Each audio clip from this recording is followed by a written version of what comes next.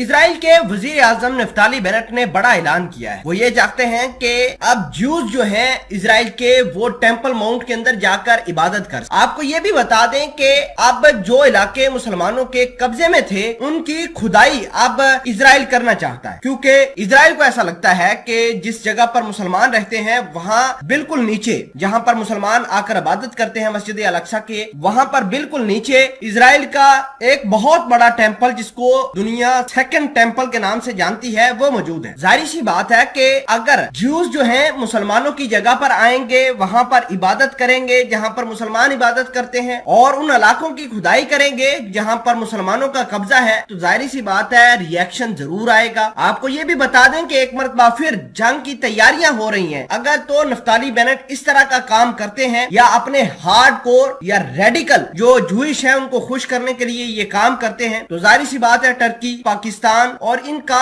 जवाब जरूर आएगा। इतलात ये हैं और अल कसाम जो फलस्तीनियों की तंजीम है उनका कहना है कि हम ये काम नहीं होने देंगे, हम ना मस्जिद अल अक्सा के नीचे खुदाई करने देंगे और ना ही इजरायलियों को मस्जिद अक्सा के उन जगह में इबादत करने की इजाजत देंगे जहां पर मुसलमान अब मौजूद हैं और नमाजें पढ़ रहे हैं। मामलात क्या है, किस तरह लड़ाई हो सकती है, ये मामले को लेकर तमाम तर चीजें आज की इस वीडियो में डिटेल के साथ डिस्कस करेंगे। छोटी सी गुजारिश है कि आप हमारा यूट्यूब चैनल हसनात टीवी को सब्सक्राइब कर लें, घंटी के निशान को दबा लें ताकि लेटेस्ट न्यूज आप तक बर वक्त पहुंचती रहे। नाजरीन ग्रामी, बहुत बड़ी डेवलपमेंट सामने निकल कर आई है कि नफ्ताली बेनेट ने कल ऐलान किया है कि हम उन जगह को कैप्चर करेंगे जहां पर मुसलमान है और मुसलमान जहां पर इबादत करेंगे वो अब इलाका जूइश का होगा, यहूदियों का होगा। वहां पर यहूदी जाकर अपनी इबादत करेंगे। हार्डकोर और रेडिकल जो है मौजूद वहां पर जूइश, उनका ये कहना है कि मस्जिद अल अक्सा के नीचे हमारा टेंपल है जिसको दुनिया सेकंड टेंपल के नाम से जानती है, हम वो निकालना चाहते हैं खुदाई कर। जाहिर सी बात है इस खुदाई से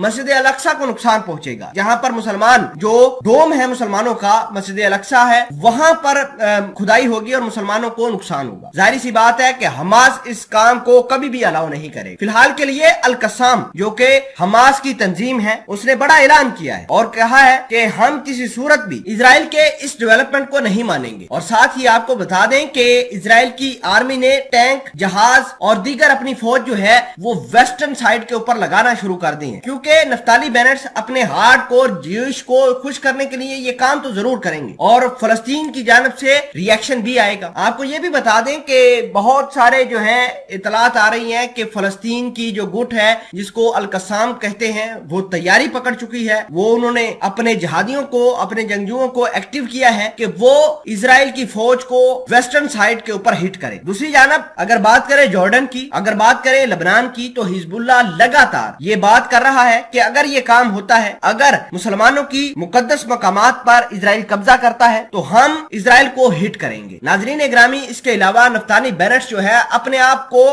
स्ट्रांग करने के लिए कुछ भी करने की सलाहियत रखते हैं, अपने जूइश को खुश करने के लिए कुछ भी कर सकते हैं। तो इस लिहाज से मुसलमानों को काफी नुकसान होगा। मुसलमानों के तकरीबन 2 बिलियन मुसलमान अफेक्ट हो सकते हैं। आपको यह भी बता दें कि ईरान भी कंडेम कर रहा है, पाकिस्तान भी इस मामले को कंडेम कर रहा है, टर्की भी, हिजबुल्लाह भी, इसके अलावा हमास के लोग भी कंडेम कर रहे हैं कि अगर ये मामलात होते हैं तो रिटेलिएशन के लिए इजराइल को तैयार रहना चाहिए।